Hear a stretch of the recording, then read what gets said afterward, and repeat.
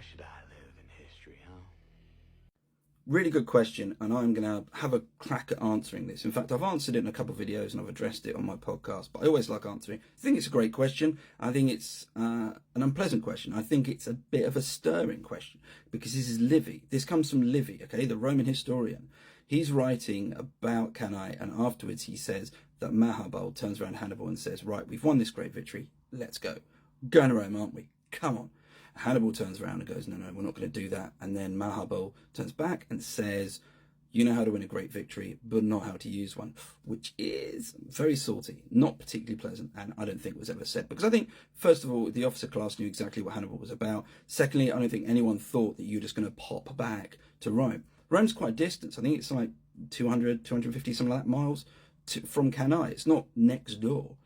And in terms of making that kind of march, you're using up a huge amount of resources, which Hannibal didn't have. Hannibal was at Cannae to get the grain and get the resources and supplies. Hannibal constantly lived with his army hand to mouth. That's how he moved his army. He was always trying to find somewhere new. He had a very small amount of resources because he travelled light. That's how his army moved.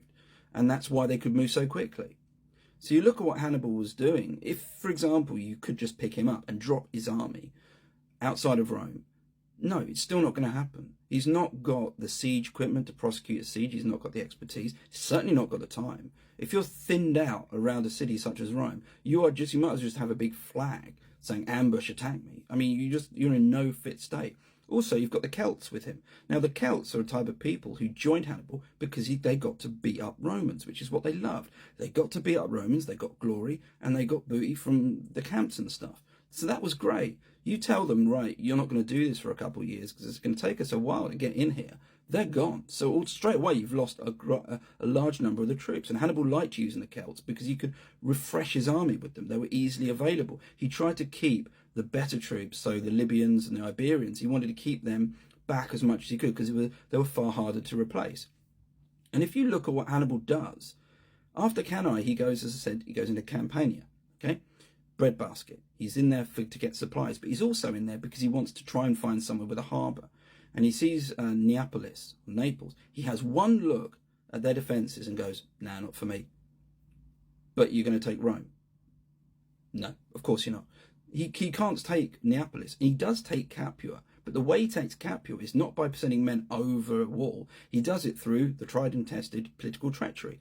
You appeal to a faction in there, and you say, look, if you open the doors for us, you get the top jobs. He does that there. He does that at Tarentum as well.